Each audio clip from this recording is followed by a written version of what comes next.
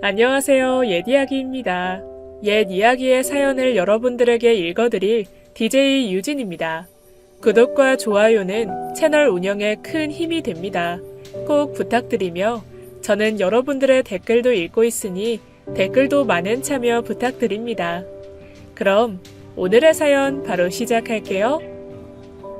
그날 제가 집에 도착했을 때 집은 이미 난장판이었어요. 바닥은 플라스틱 바구니가 깨진 파편이 있었고 옷도 전부 나와 있었어요. 거실 소파 위에 걸려있던 저희 가족들의 사진은 액자가 부셔져 있었죠.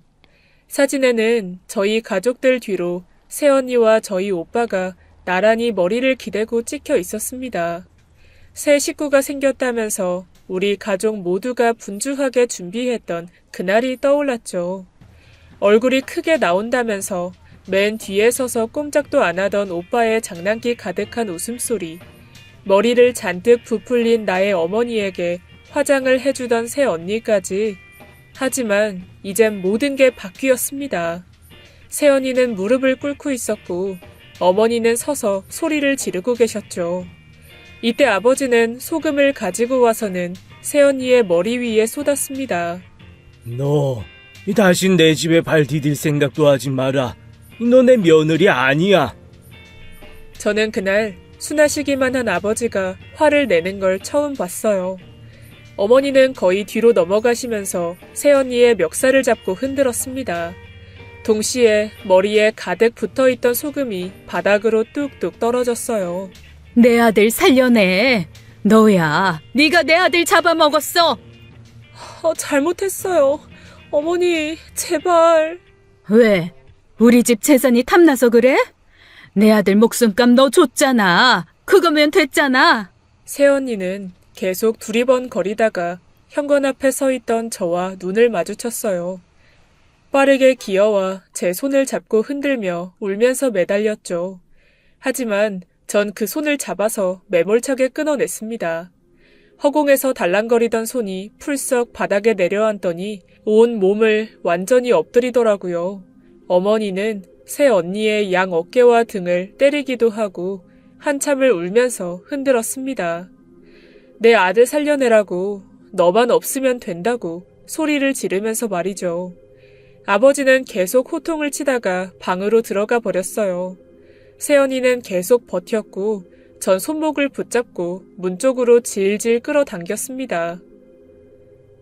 아가씨, 저도 어쩔 수 없어요. 이러지 마세요. 새언니는 아이처럼 발을 굴리며 새된 소리를 냈죠. 좋은 말로 할 때 당장 나가요. 저는 그 모습도 다시는 보고 싶지가 않았습니다. 앞으로 잘할게요. 네? 제가 2배로, 아니 10배로 잘할게요. 우리 잘 지냈었잖아요. 저 나가면 못 살아요, 정말. 제발 이러지 마세요. 잘 지냈더라? 맞아요. 우린 정말 잘 지냈습니다. 아주 잘 지냈죠. 물론 처음부터 사이가 좋았던 것은 아닙니다. 제가 새언니를 처음 봤을 때가 9년 전 가을이었죠. 오빠가 새언니를 소개해준다고 명절날 아침에 데리고 왔었어요. 미리 허락을 받은 것도 아니었습니다. 애초에 누굴 만난다 어쩐다 이런 티도 내지 않다가 갑자기 데려왔죠. 그때 아버지는 늘어진 티셔츠에 트렁크 팬티 차림이었고 엄마는 얼굴에 온통 밀가루를 뒤집어 쓰고 계셨습니다. 저는 당시 취업을 준비하던, 그러니까 한마디로 백수였죠. 심지어 3일 동안 씻지 않아 기름이 잔뜩 핀 머리에 효자손으로 등을 벅벅 긁으며 나왔었어요. 눈이 마주쳤고 상황을 판단하는데 거의 10초 정도 걸렸던 것 같아요. 우리 가족들 모두가 마치 인기척을 느낀 바퀴벌레처럼 빠르게 각자의 방으로 숨어버렸죠. 그리고 30분 정도 뒤에 아무렇지 않은 척 손님을 마주했습니다. 아무튼 굉장히 어색했어요. 특히 저희 어머니는 숨겨놨던 모피 코트까지 휘감고 나왔고 아버지는 양복에 넥타이까지 하고 나왔더군요. 촌스럽게 말입니다. 참고로 저는 머리만 양심적으로 감고 피부 화장도 살짝 하고 입술만 발랐는데 말이죠. 솔직히 저희 가족이 좀 과한 편이긴 해요. 서로의 상태가 굉장히 웃기긴 했지만 아무렇지 않은 척 하려고 무던하게 애를 썼었죠. 그런데 평소 같으면 우리 꼴을 보고 낄낄거리며 비웃었을 오빠가 그러지 않고 바짝 긴장한 상태로 서 있었습니다. 오빠의 별명이 거인일 정도로 체구가 있는데도 어깨며 목이며 긴장한 티가 역력하더군요. 그때서야 전 새언니의 얼굴을 자세히 보게 되었죠. 첫인상은 오빠의 등 뒤에 붙은 작은 요정 같았어요. 그 정도로 작았습니다. 190에 가까운 오빠와는 상당한 키 차이가 났었죠. 150 정도 될까? 까만 머리는 어깨를 살짝 내려오는 길이에 오밀조밀한 이목구비, 창백해 보이는 흰 피부, 엄청난 미인이라고는 할 수 없는데 분명히 수수하게 예쁜 얼굴이었죠. 식사를 준비하면서 어머니도 아버지도 눈치를 힐끔거리면서 새언니를 유심히 관찰하는 것 같았습니다. 어휴, 다행이야. 솔직히 언뜻 보고 난 내 아들이 어디서 애 하나 낳아온 줄 알았다.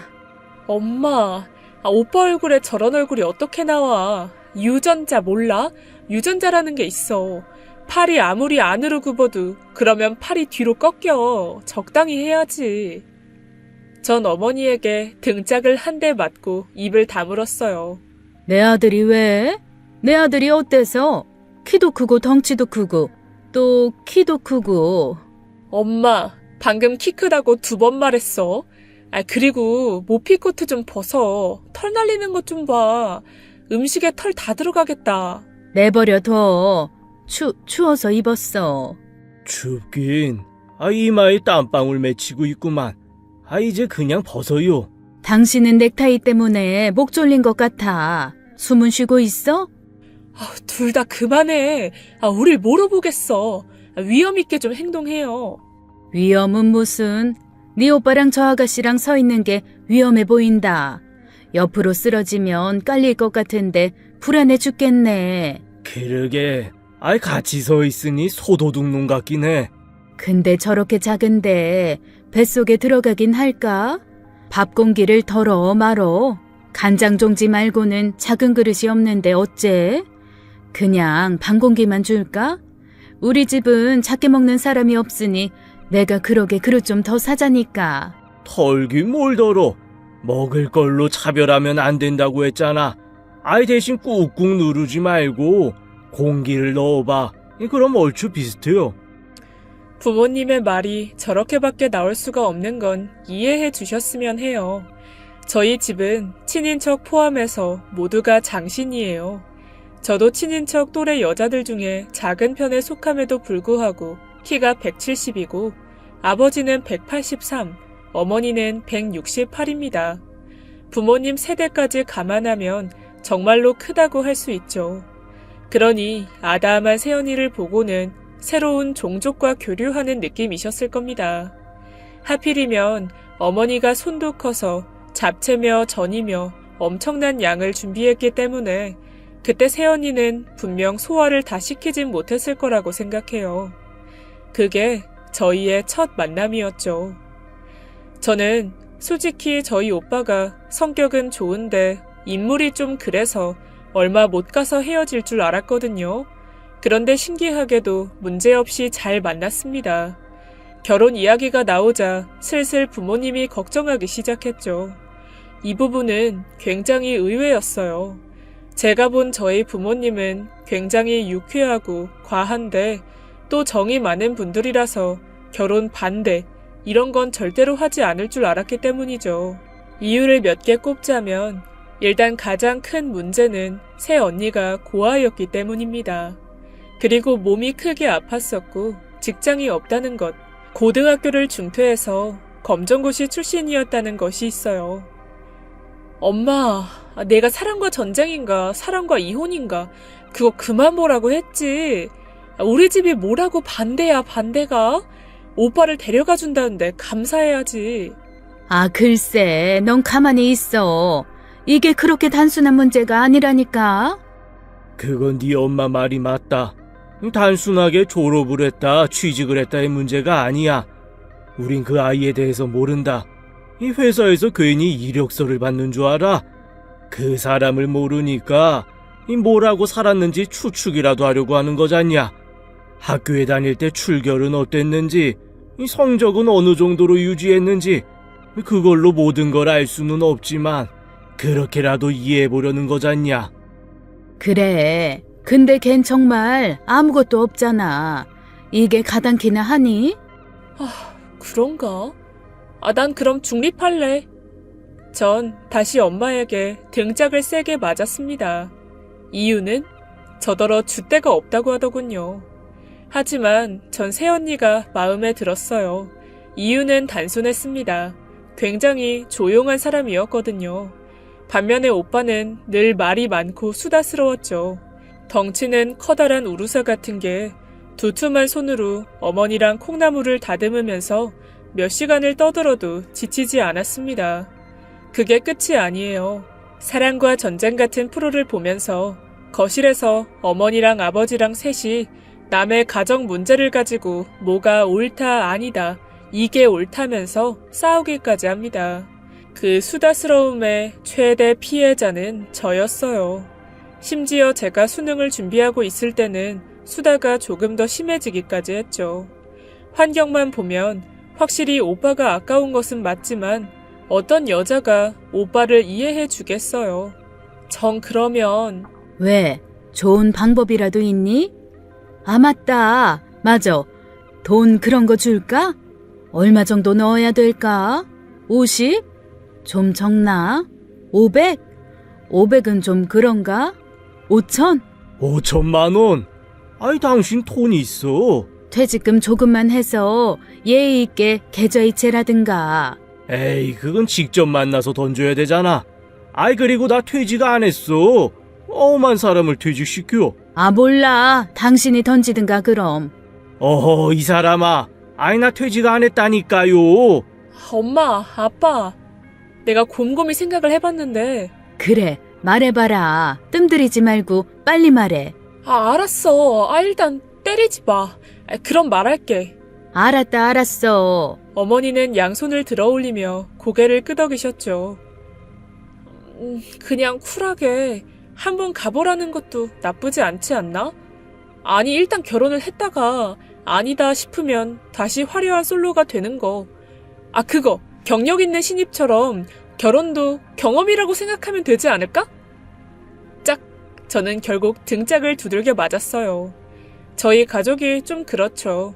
돈을 계좌이체 한다느니 퇴직금을 줘야 한다느니 머리를 아무리 굴려도 방법은 없었습니다. 그래서 결국 아들을 결혼시키지 않을 방법을 모색한다고 하루 종일 사랑과 전쟁을 강제 시청해야 했죠. 딱히 유익하진 않았습니다. 돈봉투를 던지는 법이나 물잔을 얼굴에 뿌리는 법, 손목의 각도 같은 이상한 말만 주고받았죠. 웃기죠? 하지만 저희 가족은 뭔가 진지하게 고민을 하거나 진심으로 누군가를 미워해본 적이 없어서 그게 최선이었습니다. 방법은 웃겨도 나름 진지했다는 말이죠. 그리고 내린 결론이 그래, 이 아들에게 다른 여자를 소개시키는 게 가장 좋아 보인다. 이 누구나 새로운 사람을 만나면 있게 되어 있지. 였습니다. 만나려고 할까? 우리 아들이 그래도 좀 순정파잖아. 날 닮아서. 입에 침이나 발라요. 동네 교회 오빠 쫓아다니는 걸 내가 봤는데 거짓말은. 집 방향이 같았다니까. 뒤에서 따라간 게 아니고. 서로 각자 집에 간 거라고 몇 번을 말해? 왜 또 대화가 그리로 튀어? 집중해야지, 집중! 맞다. 일단 근데 여자가 있어야 하잖냐. 하긴 누구 좋은 사람 있나? 맞다, 딸. 너 친구들 있지? 친구? 엄마, 나 그런 거 없어. 너 친구 많잖아. 그 전에 정미? 걔도 예쁘고 키도 크고 늘씬하던데. 또 지영이? 맞지? 단발머리하고 귀엽고 여성스러운 애. 성격도 참 좋고. 그리고 또 미란인가? 너무 세련되게 이쁘던데 난 그 친구도 좋더라. 그 친구들.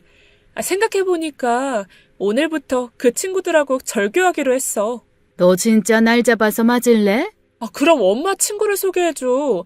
왜 내 친구를 희생해야 되는데? 요지집애가 오빠한테 못하는 소리가 없어. 희생? 희생? 저희가 그렇게 한참을 싸우고 있는데 오빠가 집에 왔어요. 오빠는 조그마한 눈으로 한참을 저희 셋을 보더니 털썩 무릎을 꿇더군요. 결혼 허락해 주세요. 그건 한 몇 년만 더 생각해보고. 엄마, 우리 2년을 기다렸잖아요. 이걸 어째? 하면서 어머니가 아버지 옆구리를 꾹꾹 찔렀죠. 결혼은 자고로 아이 1년지 대사라고 충분히 생각하고 또 생각하고 또 생각. 아, 제발 아빠. 그리고는 토끼똥 같은 눈물을 뚝뚝 흘리면서 나 제발 한 번만 믿어주면 안 돼? 엄마 아빠, 나 이 여자 아니면 안 될 것 같아. 하는 겁니다. 전 오빠가 그렇게 우는 건 처음 봤어요. 예전에 키우던 금붕어가 죽었을 때도 3일 내내 밥은 안 먹었어도 이렇게 울지는 않았죠. 제 오빠라서 얄미울 때가 많이 있지만 객관적으로 보면 정말 착하기는 하거든요. 다 큰 성인이 아이처럼 엉엉 울면서 양손을 싹싹 비는데 부모님도 속이 상한지 그냥 한숨만 푹푹 쉬셨습니다. 지금 와서 생각해보면 알겠어요. 부모님이 결혼을 반대하는데 오빠의 착한 성격도 이유 중에 하나였을 거라는 걸 말입니다. 결혼 생활이 아무리 지옥 같아도 허허하고 웃으며 자기 탓을 할 사람이라 작은 조건이라도 따지려고 한 거겠죠. 결국 반대가 무색하게 결혼은 진행이 되었어요. 오빠는 저희 본가 근처에 신혼집을 마련했어요. 전세로 들어간 집이었지만 굉장히 낡고 허름해서 손을 봐야 했어요. 솔직히 처음 봤을 때 폐가에 가까웠어요. 장판은 얼룩지고 군데군데 너덜너덜했고 벽지는 누군가의 벽에 붙어 살았는지 사람 자국이 누렇게 새겨져 있었습니다. 최악이었어요. 그래서 벽지며 장판이며 대공사까지 진행하고 나머지는 오빠와 새언니의 손길 그리고 저와 부모님의 불길까지 더해서 예쁘게 꾸몄습니다. 그때 새언니에 대해서 조금씩 알아가기 시작했던 것 같아요. 불길이라고 표현을 한 건 저와 부모님은 타고나길 섬세하지 못합니다. 뭔가를 꾸미고 예쁘게 하는 데는 젬병이었죠. 손을 대면 댈수록 점점 망가지는 느낌이랄까요? 마이더스가 아니라 마이너스 손? 뭐 그런 거죠. 그나마 오빠가 저희 집에 섬세한 유전자를 다 가지고 태어난 편인데 새언니는 그런 오빠보다 훨씬 솜씨가 좋았습니다. 예를 하나 들면 새언니가 어디선가 나뭇가지를 주워와서 끈에 묶어 벽에 걸었어요. 근데 정말이지 너무 앤틱하고 고급스럽고 예쁜 거예요. 부모님도 오빠도 사온 것보다 훨씬 예쁘다고 칭찬 일색이었어요. 그래서 저도 용기를 내서 회사 근처에 있던 나뭇가지를 꺾어 제 방에 똑같이 걸었어요. 묘하게 다른데 나름 최대한 비슷한 느낌이었고 만들고 저 혼자는 굉장히 만족했던 것 같아요. 혼자 속으로 역시 사람은 좋은 걸 많이 보면 안목이 좋아지지 하고 생각했어요. 그런데 다음날 어머니가 보시고는 하다 이제 먹을 게 없어서 까치밥 하라고 남겨둔 감을 따먹었냐? 내 딸이지만 모질다 모질어. 라고 하시며 나뭇가지를 버렸습니다. 이처럼 저와는 정반대였던 덕분에 저는 새언니와 금방 가까워졌죠. 무뚝뚝하기는 해도 저를 굉장히 잘 챙겨줬습니다. 손으로 만드는 것도 잘하는데 심지어 요리도 잘해서 오빠네 신혼집에서는 자주 밥을 먹고 오기도 했어요. 오빠는 저를 귀찮은 날파리 정도로 취급했지만 괜찮았어요. 저도 오빠를 바퀴벌레 취급하거든요. 새언니는 웃음이 많은 편은 아니었는데 저희 두 남매가 투닥거리는 모습을 보면 굉장히 좋아했습니다. 여기에 저희 부모님이 더해지면 웃음이 끊어질 날이 없었죠. 우리는 주말이면 함께 모여서 식사를 했어요. 어머니의 요리와 새언니의 요리까지 더해지니 밥 공기를 놓을 곳이 없어 들고 먹어야 했을 정도였어요. 신혼집에서 먼저 살기 시작하고 얼마 뒤에 결혼식을 했습니다. 아직도 그날은 생생하게 기억이 나요. 눈이 부실 정도로 흰 드레스를 입은 새언니는 진짜 요정처럼 보였습니다. 반면에 오빠는 보타이를 맨 커다란 반달가슴곰처럼 보였어요. 일가 친척 몇 분과 가까운 지인들만 초대해서 식장 안은 텅 빈 것 같았어요. 특히나 신부 쪽은 거의 사람이 없었기에 저와 제 친구들은 모두 신부 측에 앉았습니다. 엄마가 오빠의 새 신부로 탐내던 친구 미란이, 지영이, 정미도 함께 참석했고요. 그 외에 제 친구 30명 정도가 자리를 꽉 채워줬습니다. 친구들이랑 다 절교했다며? 절교 당할 뻔한 거지. 오빠 소개시켜줬으면 그랬겠지. 어머니는 이를 보고 눈을 흘겼고 도대체 몇 명이야? 이젠 우리 집이 오히려 더 비어 보이잖아. 하고 작게 툴툴 거리셨죠. 내가 성격이 너무 좋은 걸 어떡해? 이 감당할 수 없는 인기란. 남자나 만나 남자나. 이 친구들만 얼마나 만나고 다녔으면 저렇게 바글바글해. 그러니까 너만 백수인 거야. 알아 이 속 없는 기집애야. 그래도 내가 부른 친구들은 다 돈 잘 벌어. 좋지? 으이구, 속도 없이. 등짝을 또 맞기는 했는데 내심 부모님 모두 제 행동을 기특해 하셨어요. 일단 저는 그렇게 믿어요. 그 다음은 뭐 결혼식이 다 비슷하죠. 새언니는 울고 어머니는 안아주고 둘에는 생략하고 서로 서약서를 읽어주는 걸로 마무리가 되었습니다. 제 친구들과 오빠 친구들이 축가를 불러줬고요. 트로트였는데 새언니는 계속 울었어요.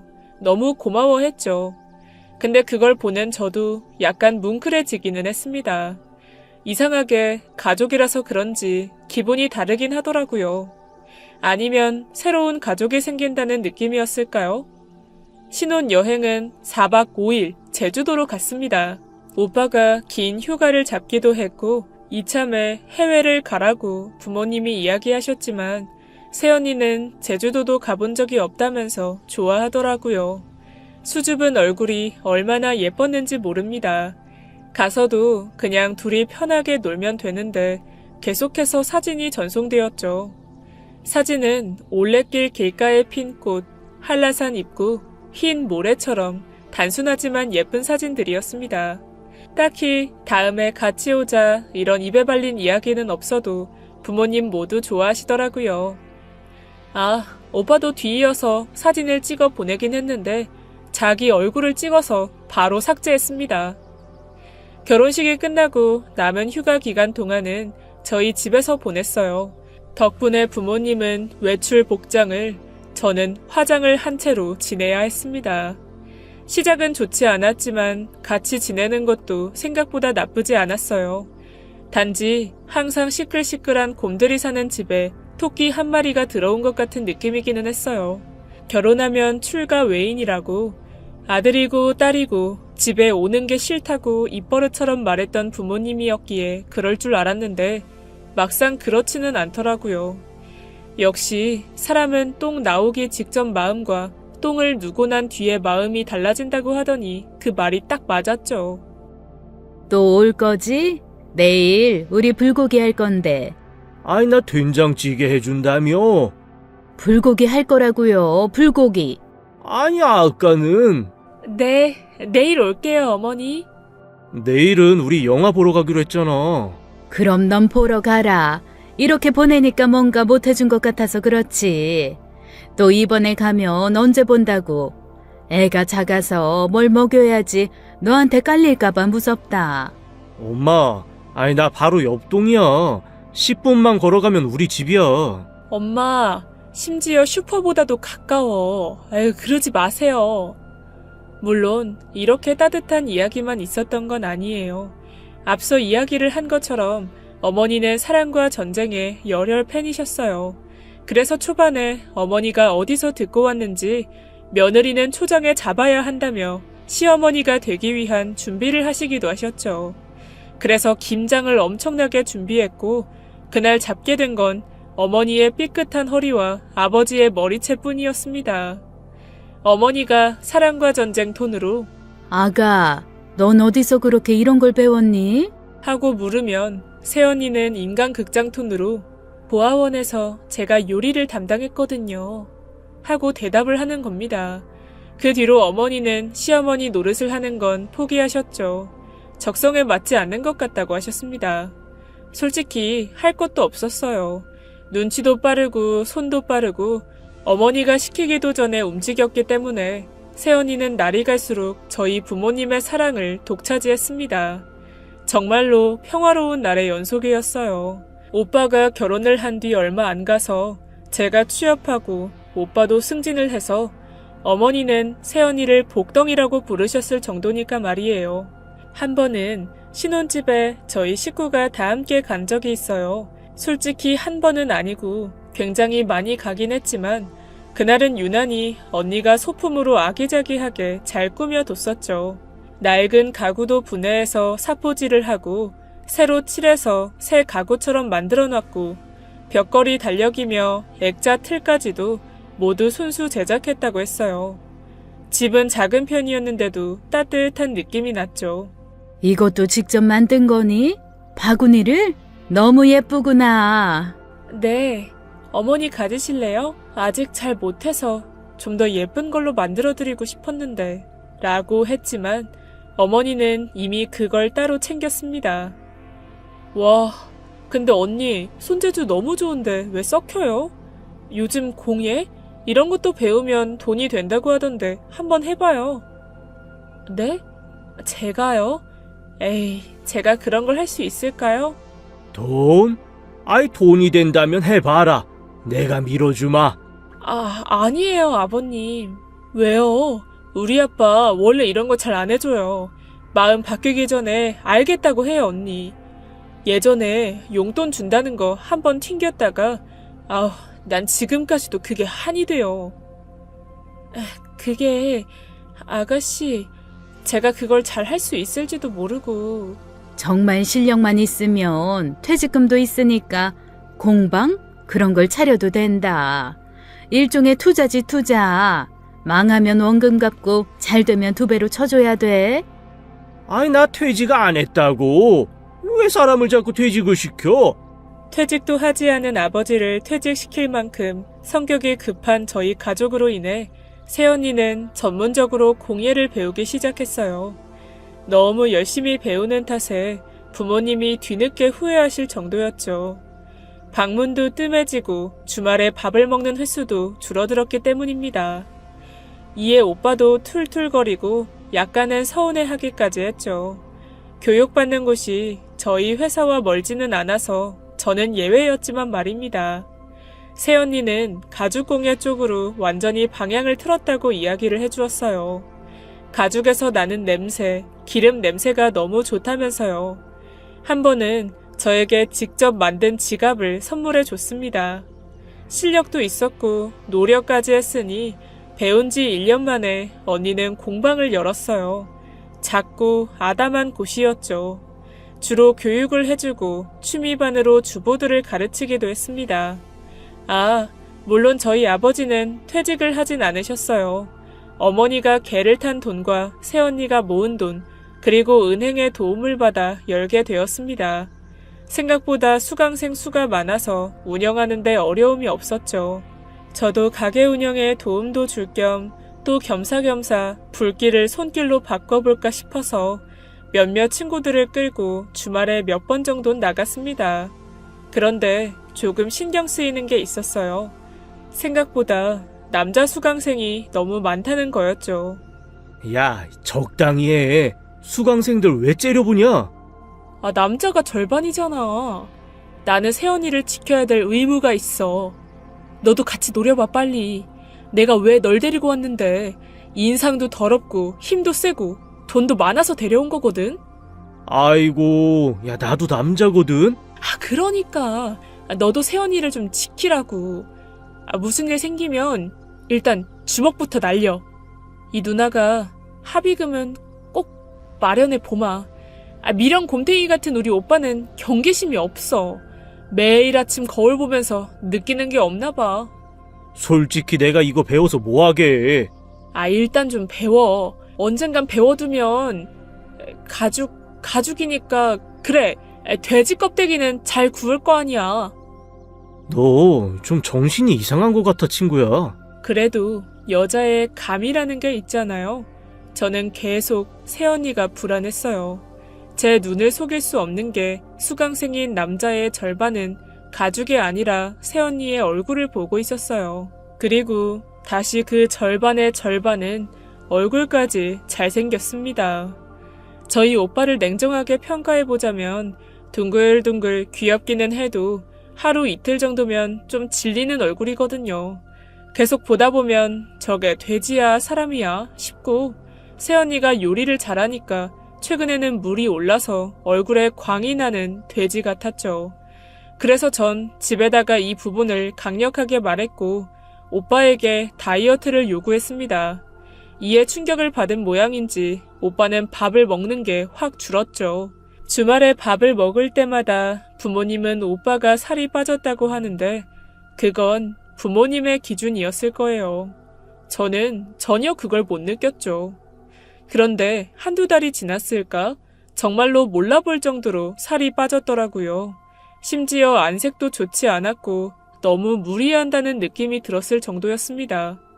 부모님도 모두 걱정하시는데 밥도 거의 먹지 않고 남기기까지 했죠. 이제 그만해. 그냥 먹으면서 건강하게 빼. 아니, 입맛이 좀 없네. 위가 작아진 건가? 혹시 집에 무슨 일 있는 건 아니지? 그런 거 없어. 그냥 입맛이 좀 없을 뿐이야. 하지만 그게 아닌 건 확실했어요. 왜냐면 새언니도 부쩍 살이 빠지고 전처럼 웃지도 않았기 때문입니다. 처음에는 부부싸움인가 했어요. 오빠는 충격적인 일이 있으면 음식을 입에 대지 않기 때문이죠. 금붕어가 죽었다고 3일을 굶었으니 싸움이 났다면 충분히 가능성이 있다고 생각했습니다. 문제는 무슨 문제인지 감이 잡히지 않는다는 거였죠. 전 순간 얼굴만 반반한 수강생을 떠올렸습니다. 친구를 공방에 심어뒀지만 워낙 눈치가 없는 놈이라 도움이 안 될 줄 알았죠. 정말 바람이라도 피운 건가 막연히 걱정이 되기 시작했습니다. 그리고 사건이 터지고 말았어요. 진실을 알게 된 후 저와 부모님 모두 충격에 빠지고 말았습니다. 오빠가 위암 2기라고 하더군요. 위암, 그 말을 듣는 순간 어머니는 오열하시고 아버지는 눈물을 흘리셨죠. 저는 최대한 침착하게 반응하려고 했지만 새언니의 멍한 눈빛을 보고 울음이 터져 나왔습니다. 살이 계속 빠져서 병원에서 검사를 받았고 조직 검사에서 결과가 나왔다고 해요. 또 오빠는 빨리 말하지 못해서 미안하다고 하며 본인 생각을 좀 정리하고 싶어 언니에게도 말하지 못하게 했다고 설명했습니다. 이 멍충아, 그런 일이 있으면 엄마한테 말을 하지. 왜 그걸 혼자 앓고 끙끙거려 이놈아. 아이고, 이 나쁜 자식아. 엄마, 미안해. 정말 미안해. 수술 받으면 되는 거지? 그렇잖아. 당연하지. 내가 그 정도로 못 이길까봐. 오빠는 수술을 했고 위의 60%를 절제했어요. 항암 치료를 받으면서도 계속 쾌활함을 유지했죠. 병실에 있는 사람들과 수다도 떨고 힘든 내색도 없이 치료도 잘 받았습니다. 희망이라는 게 보이더라고요. 하지만 암은 1년 뒤에 간으로 전이됐고 다시 몇 개월 후 폐로 전이되었습니다. 젊은 사람이라서 그런지 전이 속도도 빠르고 크기도 금방 커졌다고 해요. 그렇게 말이 많던 오빠는 항암 치료를 하면서부터 거의 말도 하지 않았어요.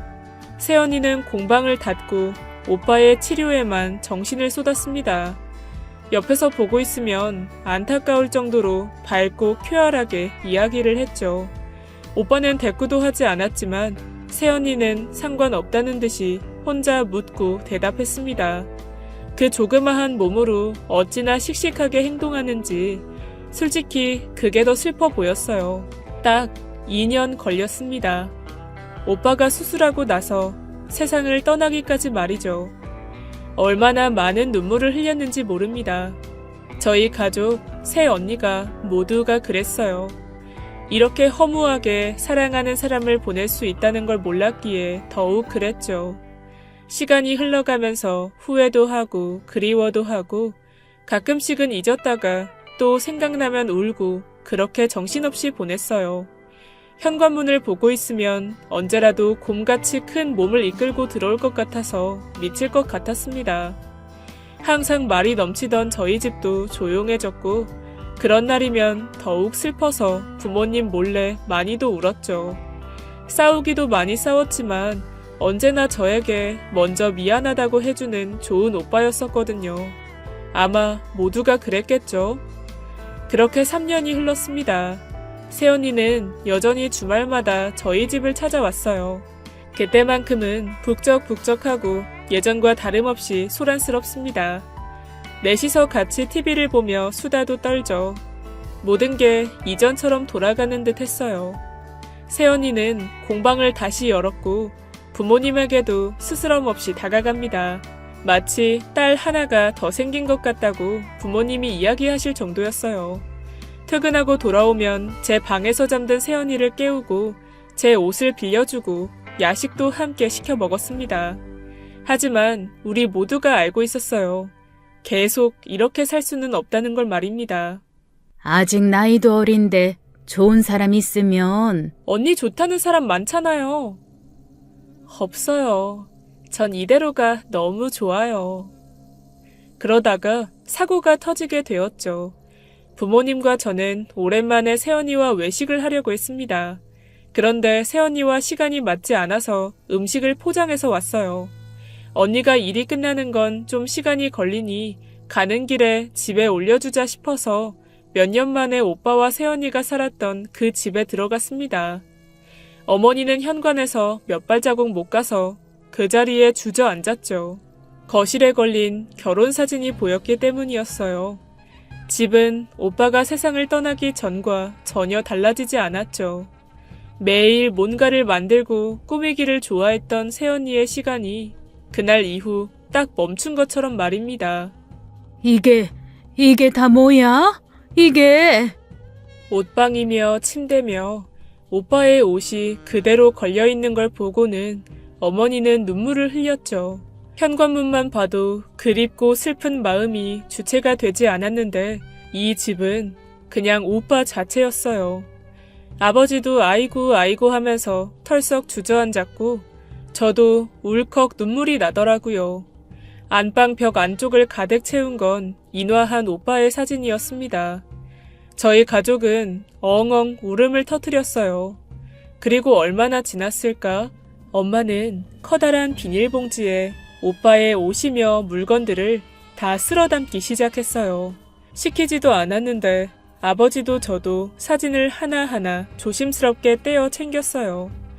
모든 걸 다 챙긴 후 어머니는 이제 내 며느리 안 할란다. 하는데 목소리가 파르르 떨렸습니다. 그게 주말 낮에 있었던 일이에요. 전 친구를 불러내 술을 한 잔 먹었습니다. 그 친구가 바로 공방에 제가 억지로 끌고 갔던 친구였죠. 이런저런 이야기를 하다가 새언니 이야기를 하게 되었어요. 왜냐고요? 그 친구가 저희 새언니를 좋아하고 있다는 걸 알게 된 지 좀 됐기 때문이죠. 워낙 느리고 답답한 친구라서 몇 번이나 잘해보라고 했지만 솔직히 진심은 아니었습니다. 하지만 이번에는 그게 아니었죠. 이 친구라면 괜찮을 듯 했거든요. 저희 오빠와는 정반대의 성격에 말수도 없었지만 진중하고 좋은 친구였습니다. 무엇보다 꽤 오랜 시간을 묵묵히 기다려 오기도 했고요. 다만 새언니가 여전히 오빠를 그리워하는 게 마음에 걸렸죠. 친구는 생각이 많아진 것 같았지만 내가 첫 번째가 아니어도 괜찮아. 라고 대답해 주었습니다. 그날 저녁 일이 끝난 새언니가 집에서 사라진 물건을 찾으러 왔고 전 술을 먹다가 연락을 받고 집에 들어가서 난장판이 된 집을 발견한 거였죠. 상황은 제일 처음 이야기한 것과 같습니다. 어머니는 모진 이야기를 하고 아버지는 소금을 뿌리고 저는 새언니의 손목을 끌어당기고 있었죠. 하지만 언니는 꼼짝도 하지 않았습니다. 그 작은 몸에 무슨 기운이 나는지 계속 울면서도 소파를 잡고 신발장을 잡고 놓지 않으려고 하더군요. 어머니, 저 내쫓지 마세요. 저 죽어요. 저 여기서 나가면 정말 죽어요. 제가 다 잘못했어요. 제가 뭐든 다 잘못했으니까 저 버리지 마세요. 네가 그 꼴을 하고 사는데 내가 마음이 편해? 나 너 보기 싫다. 나가라. 자주 안 올게요. 네? 제가 자주 온 건 오빠를 보고 싶어서 그랬어요. 미칠 것 같아서 왔어요. 제발 여기서는 오빠 냄새도 나고. 어머니, 제발 저 버리지 마세요. 아가씨. 새언니가 서럽게 목을 놓아 우는데 저도 울고 말았어요. 싫다. 이제 내 며느리는 안 하자. 그냥 내 딸하자. 응? 그 사이 울음을 얼마나 삼켰는지 목이 쓰리고 아플 정도였어요. 어머니도 아이처럼 결국 우셨죠. 우리는 오빠를 잃었던 그날처럼 울었습니다. 사랑을 해서 놓아준다는 말이 정말 개소리라고 생각했는데 이럴 때 쓰는 말이구나 싶었죠. 그렇게 우리는 새언니를 잃었습니다. 대신 제게는 언니, 부모님에게는 큰 딸이 생겼죠. 제 친구는 아주 열심히 구애를 펼쳤고 10년 만에 저희 집에 결혼 허락을 받으러 왔습니다. 연하에다가 재혼이라는 조건 때문에 제 친구 집 쪽에 반대가 심했다고는 하지만 새언니의, 아니 저희 언니의 고운 심성을 보고 허락을 받는 건 시간 문제였죠. 어머니는 그 반대 때문에 같이 심통이 나서 다시금 사랑과 전쟁을 유튜브로 시청하시기까지 하셨습니다. 이 결혼이 썩 내키진 않아. 요목조목 따지고 보면 나도 내 딸 너무 아깝고. 엄마, 내가 사랑과 전쟁 그만 보라고 했지. 아유, 진짜 내가 못 살아. 일단 반대하는 거야. 아이 그래야 기가 팍 죽는다니까. 아빠, 좀. 아이 네가 누굴 닮았나 했더니 이 부모님과 똑같구나. 넌 한눈만 팔아봐라. 한순간에 애꾸가 되는 수 있으니까. 알겠어? 이제 곧 언니의 결혼식이 다가오네요. 저희 아버지는 언니와 하루 종일 팔짱을 끼고 결혼 행진을 준비하고 계십니다. 어머니는 유난이라고 했죠. 하지만 아버지는 자기가 죽기 전에 제 손을 잡고 결혼식장에는 못 들어갈 거라고 마지막이라고 생각하신답니다. 그러니까 어머니도 그건 맞다고 확실히 준비하자고 동의하셨죠. 저희 집 참 한결같지 않나요? 가끔씩 밖에 내놓으면 부끄러울 때가 있는데 전 우리 부모님 딸인 게 너무너무 좋습니다. 저희 언니도 그랬으면 좋겠어요. 마지막으로 오빠, 우리 오빠 정말 보고 싶다. 진짜 보고 싶다. 결혼식 끝나고 우리 다 같이 들리기로 했어. 그러니까 서운해하지 말고 우리 언니 행복 빌어줘. 거기서는 아프지 말고 수다도 많이 떨고 행복해야 돼. 알았지? 사랑해, 오빠. 지금까지 예디야기였습니다. 끝까지 함께해주신 여러분 진심으로 감사드리며 저는 내일 이 시간 다시 돌아올게요. 감사합니다.